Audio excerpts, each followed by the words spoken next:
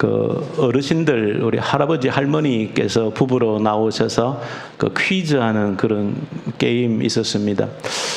아주 재미있는 유머로 많은 분들에게 기억되는 것이 아마 있는데, 이제 할머니, 할아버지가 이제 부부가 한 팀이 되어서 그 스피드 퀴즈 하는데, 이제 할머니가 문제를 할아버지에게 설명합니다. 할머니가 문제를 보고 한참 머뭇거리시다가 할아버지를 보고 말합니다. 우리 사이. 그러니까 할아버지가 단번에 왼수라고 대답하고, 아니 네 글자 하니까 평생 왼수. 아마 그런 아주 재미있는 유머로서 기억을 하는데, 근데 사실은 참 재미있는 유머로 우리 기억되기도 하지만 사실은 그 말에는 굉장히 슬픔과 아픔이 있는 겁니다.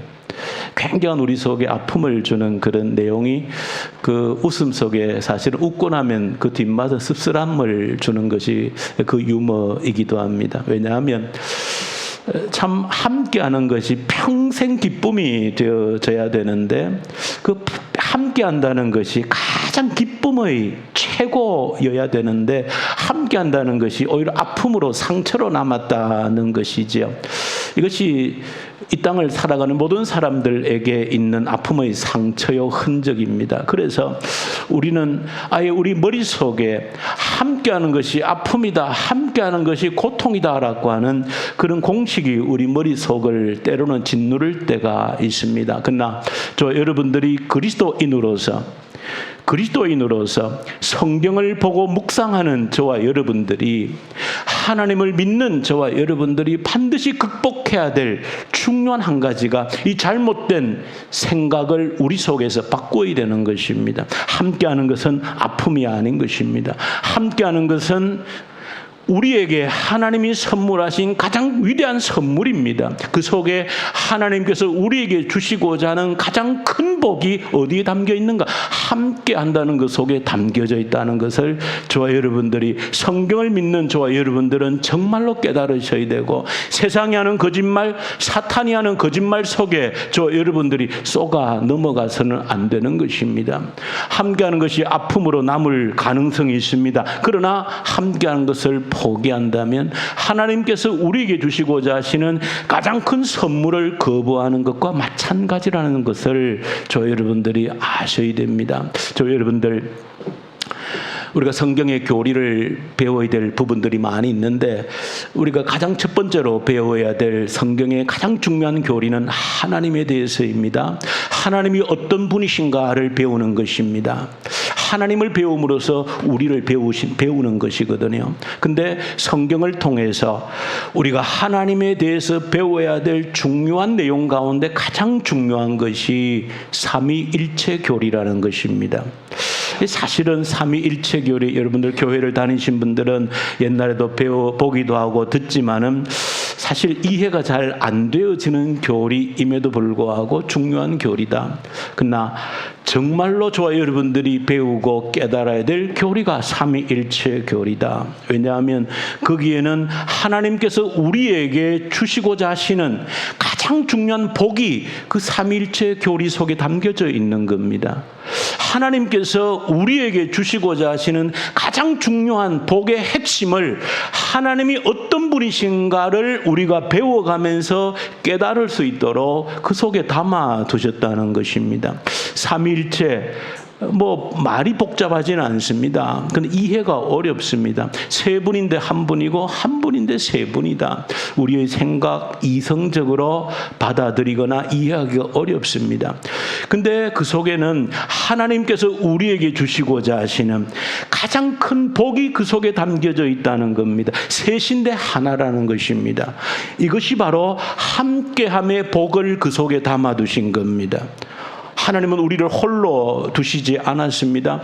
홀로 기쁨과 행복을 누리도록 하시지 않았다는 겁니다. 하나님께서는 우리가 누릴 수 있는 복, 행복을 어디 속에, 함께 하는 것 속에 담아두셨다라고 하는 사실을 저와 여러분들이 잊지 않으셔야 됩니다.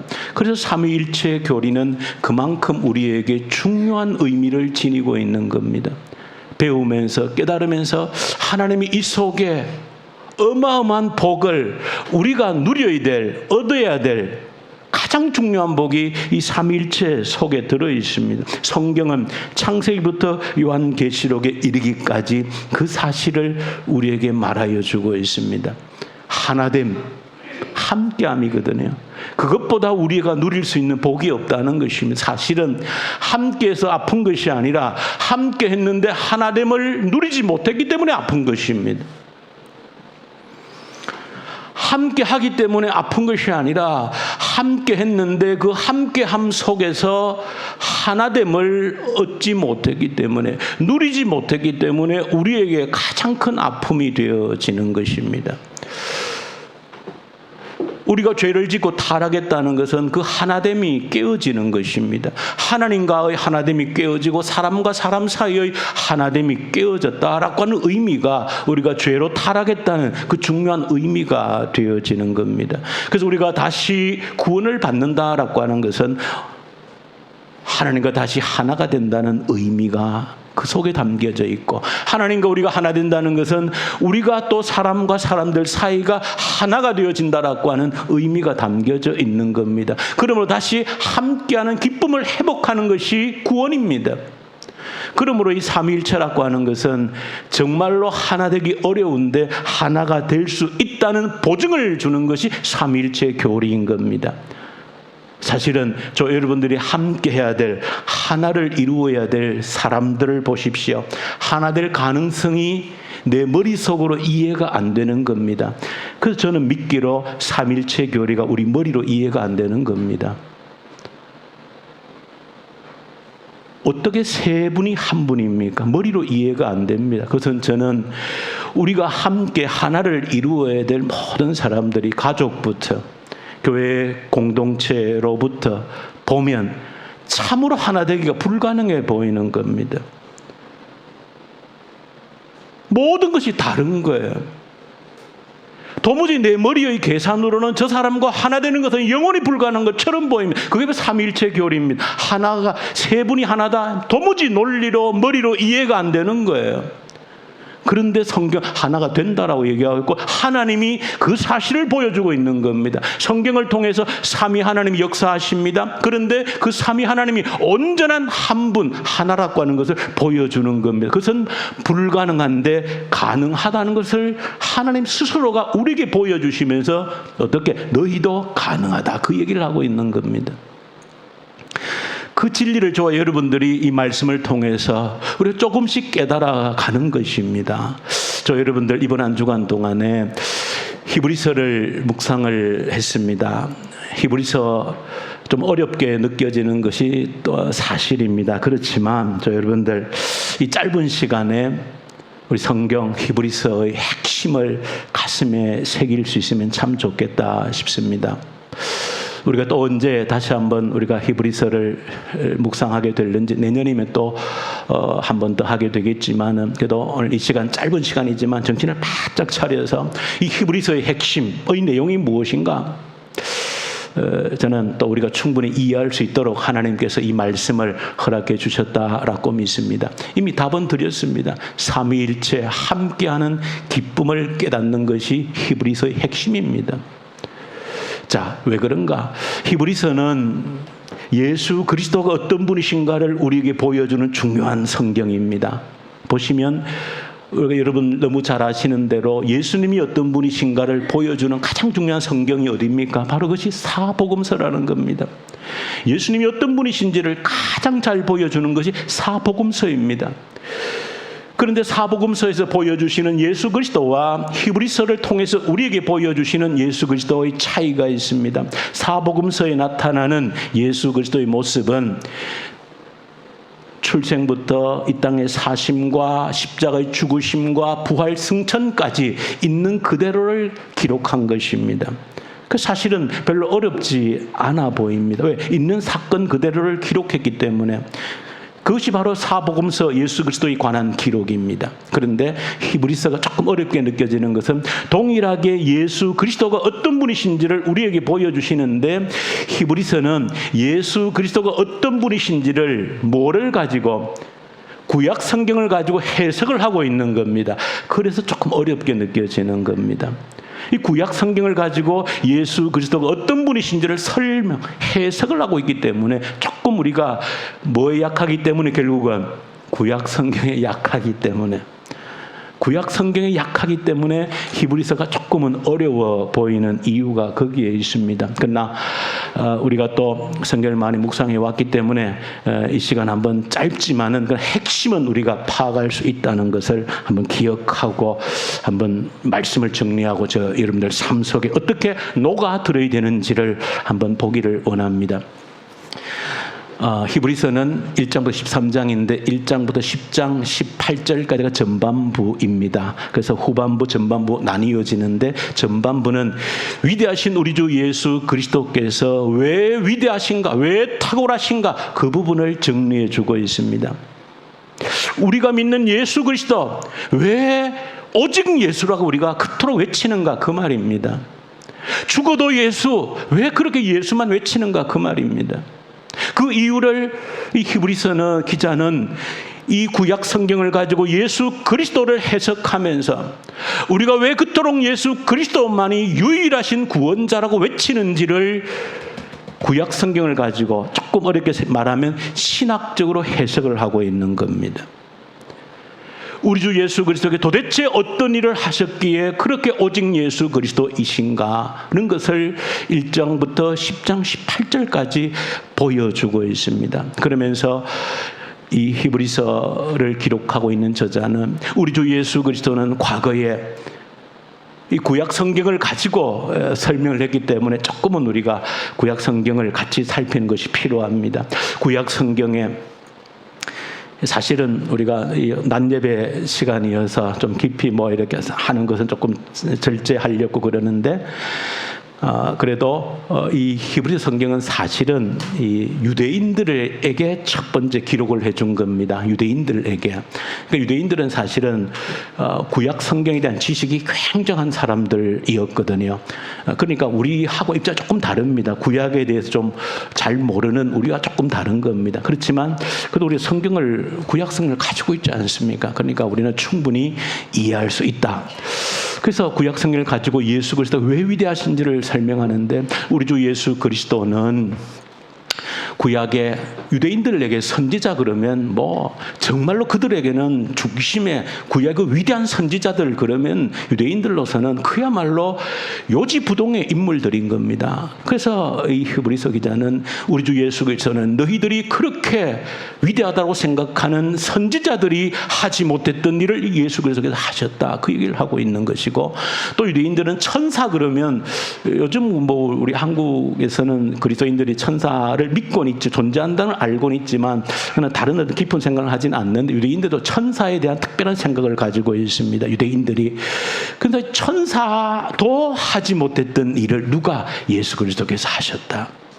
또 유대인들에게 모세는 그야말로 가장 위대한 선지자입니다. 근데 그 모세도 하지 못했던 일, 또 누구도, 여호수아도 하지 못했던 일, 또 누구도 구약의 아론의 그 많은 제사장들이 하지 못했던 일을 누가? 예수 그리스도가 하셨다는 겁니다. 도대체 그럼 예수 그리스도께서 어떤 일을 하셨다는 것인가? 또 어떤 일을 하셨다는 것인가?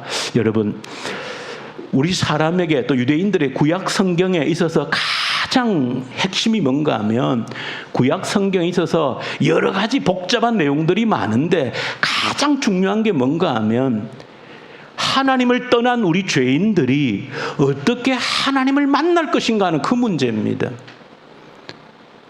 하나님을 떠난 우리 죄인들이 어떻게 하나님을 만날 것인가 하는 그 문제가 구약 성경의 가장 중요한 문제입니다. 그래서 구약 성경 결국 하나님을 어떻게 만날 것인가를 말하고 있는 겁니다. 하나님을 어떻게 죄인이 어떻게 하나님을 만날 수 있는가, 그 문제입니다. 그래서 모세를 통해, 선지자를 통해서, 그리고 그 많은 예언자들을 통하여서, 또 제사장을 통하여서 하나님을 어떻게 만날 것인가, 그 문제를 다루고 있는 겁니다. 하나님의 임재 가운데 우리가 어떻게 나아갈 수 있는가, 그 문제를 다루고 있는 겁니다. 사실은 우리가 이게 얼마나 중요한지를 잘 모르죠. 우리가 어떤 사람을 만나는 것도 좀 특별한 사람들은 함부로 만나지를 못하지 않습니까? 우리가 옛날 사극이나 영화들을 통해서 왕을 만난다는 것은 그야말로 불가능한 일이지요. 평민이 노예가 왕을 만난다 불가능한 일입니다. 어느 정도 신하라 할지라도 왕을 그렇게 내 마음대로 아무 때나 찾아가서 만날 수 있는 게 아닙니다. 특별히 또 왕들은 늘 암살의 위협을 가지고 있기 때문에 근처에 아무도 못 오게 합니다. 아무도 못 오게 합니다. 그래서 옛날 궁궐에는 나무가 심겨져 있지 않습니다. 왜? 나무가 이게 사람이 숨기가 좋잖아요. 그러니까 암살자들이 그 나무에 잘 숨어서 하기 때문에 궁궐에 나무를 심지 않습니다. 그러니까 왕 근처에는 아무도 가지를 못하는 겁니다. 잘못 갔다가는 죽임을 당할 수 있는 겁니다. 지금도 대통령 아무나 못 만나지요. 지금도 대통령도 아무나 못 만나는 그 이유 중에 한 가지 경호 문제지요. 늘 적들이 많으니까 어떤 위해를 가할지 모르니 함부로 만날 수가 없는 겁니다. 자, 이처럼 이 땅의 사람들 가운데서도 왕을 만나든 대통령을 만나든 보통 일이 아닌데 하나님을 떠난 사람들이 하나님을 만난다라고 하는 것은 보통 일이 아닌 겁니다. 너무나 어려운 길인 겁니다. 그 구약 성경은 어떻게 하나님을 만날 것인지를 보여주고 있는 거예요. 그래서 우리가 구약성경 레위기서를 보면 하나님 만나 우리가 한번 언젠가 여러분들 한번 그런 체험을 한번 해봐야 정말 하나님 만나는 거 이토록 어려웠구나를 피부로 한번 느낄 겁니다. 우리 성경으로는 보니까 잘 체험으로 모르는 겁니다. 유대인들이 하나님을 만나려면 죄인이 절대 거룩하신 하나님 만날 수가 없는 것이죠. 어떻게? 1년에 최소 한 번은 소를 양을 끌고 와서 어디로? 자기가 사는 집에서 예루살렘 성전이 있는 곳으로 소를 끌고 와야 되는 겁니다. 끌고 오다가 양이나 소의 재물에 흠집이 나면 안 되지요. 집이 멀면 한 달, 두 달을 끌고 와야 되는 겁니다. 왜? 하나님을 만나기 위해서는 그런 과정이 필요한 겁니다.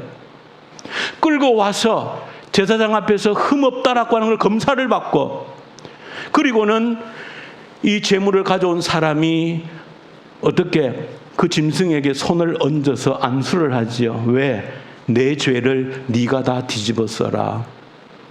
내가 지은 죄를 짐승, 양에게, 소에게 뒤집어 씌우는 겁니다. 내 죄를 네가 뒤집어 써라. 그리고는 그 다음에 세 번째는 재물을 가져온 자가 직접 그 재물을 죽여야 됩니다. 이것은 보통의 우리가 성경을 너무 글로만 읽기 때문에 이 과정이 얼마나 참혹하기도 하고 힘든지를 모르는 거예요. 하나님을 만나는 것이 얼마나 어려운지를 너무너무 모르는 겁니다. 양을 잡는다, 소를 잡는다. 여러분들 짐승을 잡아보셨습니까? 짐승을, 닭을 잡아보셨습니까?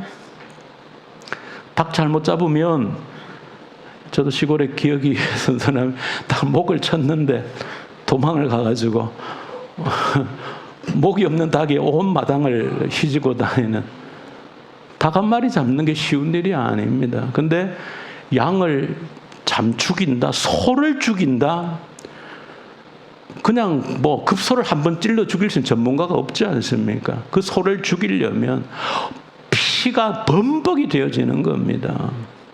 피가 범벅이 돼. 죽이는 과정 자체가 참혹한 현장 그 자체인 겁니다. 왜?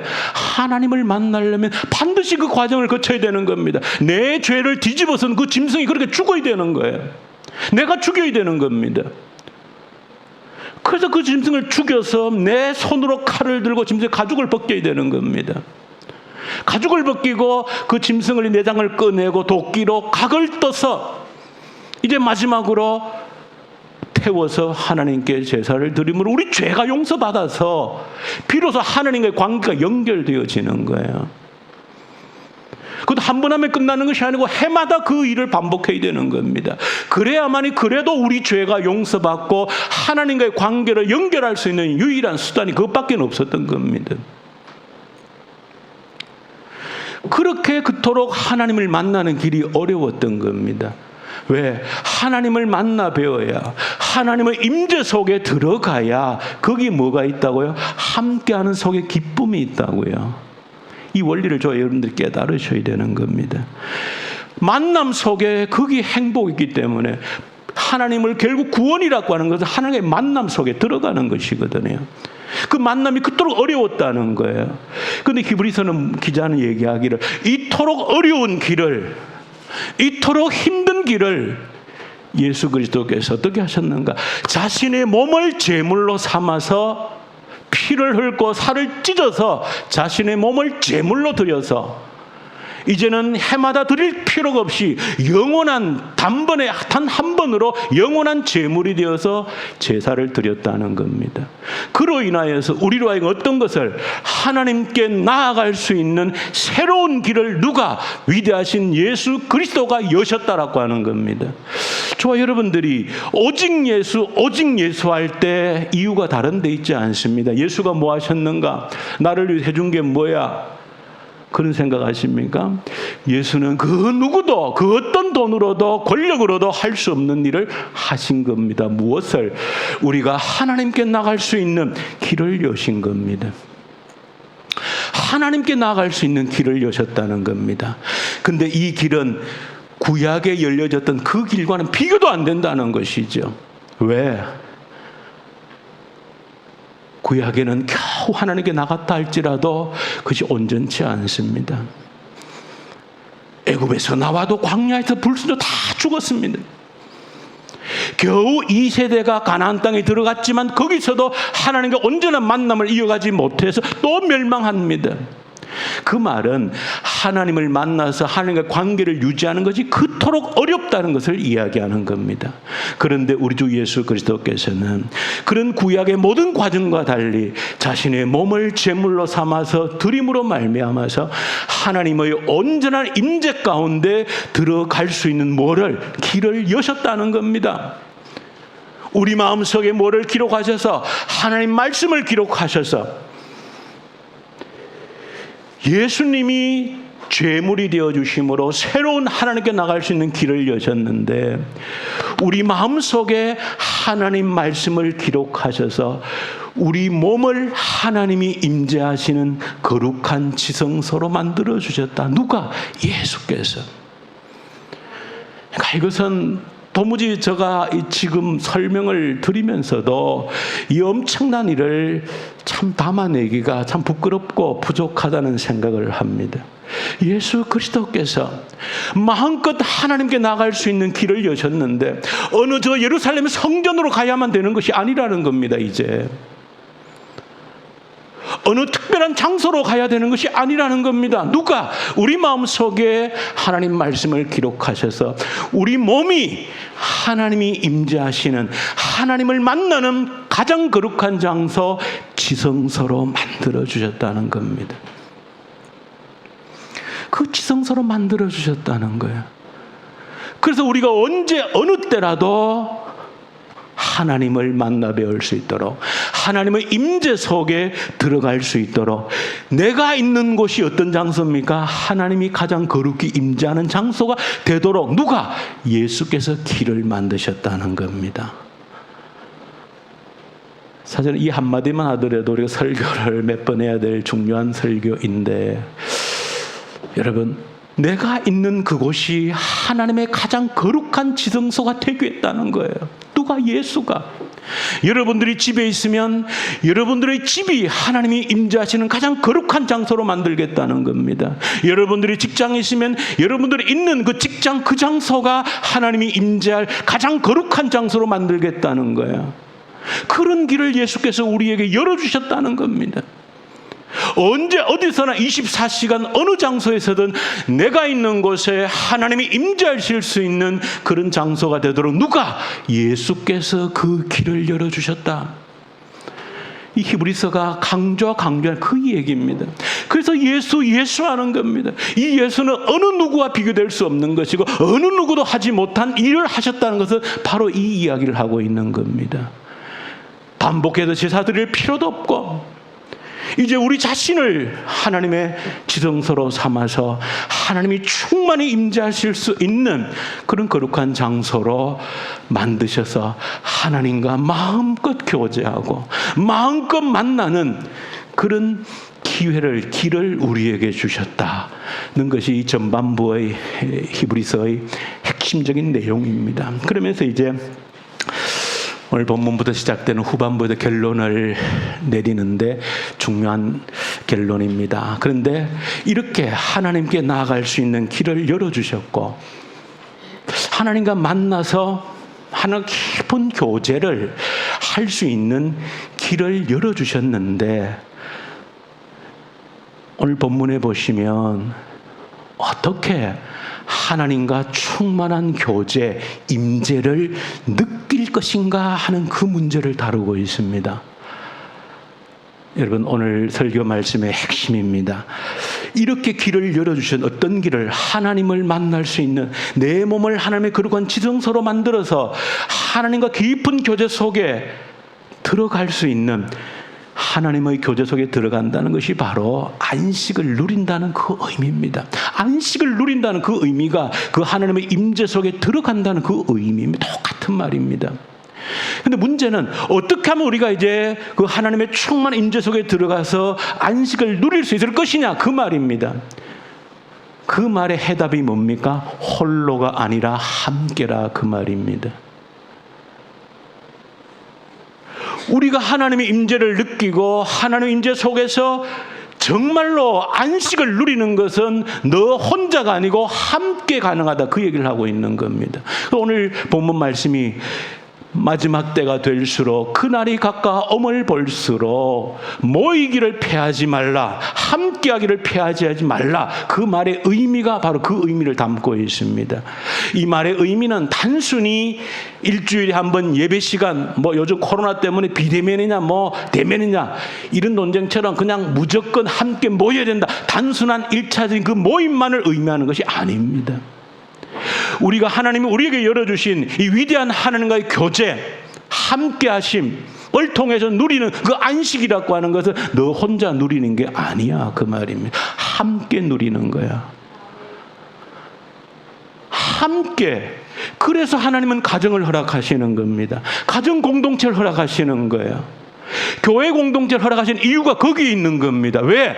하나님이 열어놓으신 이 놀라운 하나님과의 만남, 임재 속에서 누릴 수 있는 그 기쁨, 안식이라고 하는 것은 홀로 누릴 수 없는 겁니다. 함께 누릴 수 있는 겁니다. 그래서 사탄이 우리 속에 심어둔 생각을 버려야 된다는 겁니다. 하나님이 함께하는 것이 고통이라면 우리에게 가정을 허락하지 않았을 겁니다. 함께하는 것이 고통이라면 교회 공동체를 하나님이 허락하실 필요가 없을 겁니다. 자, 모두 홀로 광야에서 하나님을 만나라고 하셨겠죠. 혼자 하나님 만나는 것이 필요했다면 그렇게 가르치셨겠죠. 너 홀로 광야에 들어가서 산속에 들어가서 하나님을 만나라 하셨겠죠. 그러나 성경은 그렇게 말하지 않습니다. 하나님의 임재를 경험하고 임재 속에 하나님과의 깊은 교제, 하나님과의 만남은 우리가 사람과 함께 함으로써 경험한다는 겁니다. 그 말은 사람과 함께 교제를 통해서 하나님과의 교제를 경험한다는 말과 똑같은 것입니다.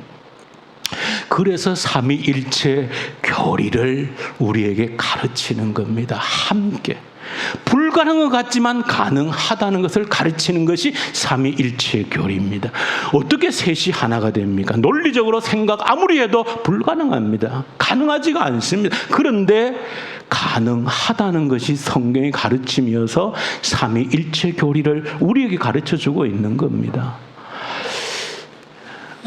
여러분, 우리가 깨어서 눈을 부릅뜨고 우리가 요즘 많이 기도하고 하는데 특별히 이제 어떤 동성애법이라든지 이런 것들을 위해서 우리가 많이 기도하지 않습니까? 근데 우리 그리스도인들은 그 단순히 이제 법을 그렇게 제정하면 안 된다 우리 기도하지만 그 뿌리를 아셔야 됩니다. 뿌리가 뭐냐? 뿌리는 사탄의 영적 세력인 겁니다. 사탄이 뭘 노리는지를 아셔야 되는 겁니다. 왜 동성애를 조장하는가? 왜 성적 무질서를 법으로까지 만들어서 조작하려고 하는가? 그 첫 번째 핵심이 어디 있는가? 성경을 해체하는 데 있습니다. 성경은 분명히 남자와 여자지요. 동성애는 하나님이 금하고 있습니다. 분명히 금하고 있습니다. 그런데 이거를 어디에? 이 법에다가 가능하다고 넣으면 학교 인권조례를 통해서 아이들에게 동성애도 가능한 것이고 남자 여자만 있는 것이 아니고 중간에 있는 그런 성을 가진 자, 남자도 아니고 여자도 아닌 그런 존재도 있다. 그렇게 아이들에게 가르침으로써 성경을 뿌리째 흔드는 겁니다. 또 성경이라고 하는 것도 하나가 무너지면 다 무너지는 겁니다. 이 성경을 남자와 여자로 만들었다고 성경이 되어 있는데 그게 거짓말이네. 이게 들어가면 모든 성경이 거짓말로 낙인이 찍혀버리는 겁니다. 자, 그러면 성경을 무너뜨리면 뭐가 무너집니까? 가정이 해체가 되는 겁니다. 공동체를 해체하는 겁니다. 그 공동체의 가정 공동체를 해체하고, 그러니까 동성애가 조장되면 조장될수록 가정은 파괴되는 것은 이미 확인된 사실들이죠. 가정은 완전 해체됩니다. 그리고 나아가서 교회를 해체하는 겁니다. 자, 그러면 여러분들 여기서 오늘 본문 말씀과 보셨을 때에 사탄이 뭘 노리는지를 아셔야 되는 겁니다. 우리가 하나님을 경험하는 것은, 하나님을 만나는 것은 공동체를 통해서 하나님을 경험하게 되어 있는 겁니다. 가정이라고 하는 울타리를 통해서 하나님을 경험하도록 만드신 겁니다.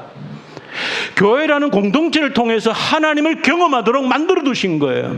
그러면 사탄이 제일 싫어하는 게 뭡니까? 하나님 우리 사이를 분리하는 거잖아요. 그게 사탄이 창조 이래 지금까지 사탄의 전략은 하나님 우리 사이를 분리하는 겁니다.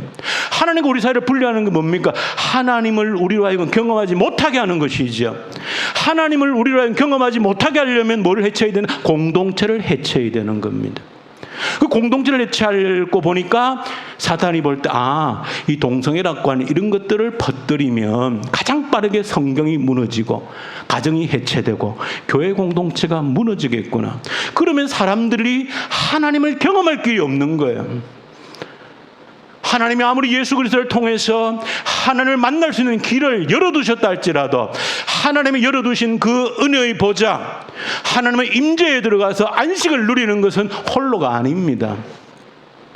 홀로 혼자서 누릴 수 있는 길이 아닌 공동체 함께함으로 그 하나님 예수 그리스도를 통해서 열어놓으신 길을 통해 안식을 경험하도록 하나님이 설계하신 겁니다. 사탄은 그걸 무너뜨리려고 하는 겁니다. 안타까운 것은 이 땅에 있는 국회의원이든 그런 법을 만드는 자들이 이 뿌리를 모른다는 것입니다. 자신들이 무슨 짓을 하고 있는지를 모르는 겁니다. 야당이든 여당이든 관계없이, 좌파와 관계없이 그들이 거대한 사탄의 음모를 모르는 겁니다. 그것을 위해 저희는 기도해야 되는 겁니다. 사탄이 왜 집요하게 그런 일을 추진하는지를 그 뿌리를 아시고 기도해야 되는 것이고, 우리 신앙의 핵심이 거기 있다는 것을 아셔야 되는, 그걸 지켜내야 되는 겁니다. 가정 공동체를 지켜내야 되는 겁니다. 교회 공동체를 지켜내야 되는 거예요. 왜? 하나님을 경험할 수 있는 울타리이기 때문에 그렇습니다. 예수 그리스도가 열어놓으신 그 길을 우리가 경험하려면, 그 놀라운 안식의 기쁨을 경험하려면, 공동체가 해체되면 그 기쁨을 맛볼 수 있는 장소가 영원히 사라져버리는 것입니다. 그래서 저와 여러분들이 깨어서 기도해야 되는 것이고, 오늘 본문 말씀에 믿음의 선한 싸움을 싸워야 될 때 철저하게 지켜야 될 것이, 마지막 주님 때가 옴을 가고 볼수록 모이기를 패하지 말라고 하는 말의 핵심은 바로 거기에 있다는 것을 저와 여러분들이 기억하고, 함께하게 하신 것은 아픔을 주기 위함이 아닙니다. 이 잘못된 생각을 우리 속에서 떨쳐내셔야 됩니다. 아픔을 주기 위함이 아닙니다. 이 진리를 깨달아 아는 저와 여러분들 되기를 간절히 소망합니다. 우리 주님 아버지 감사합니다.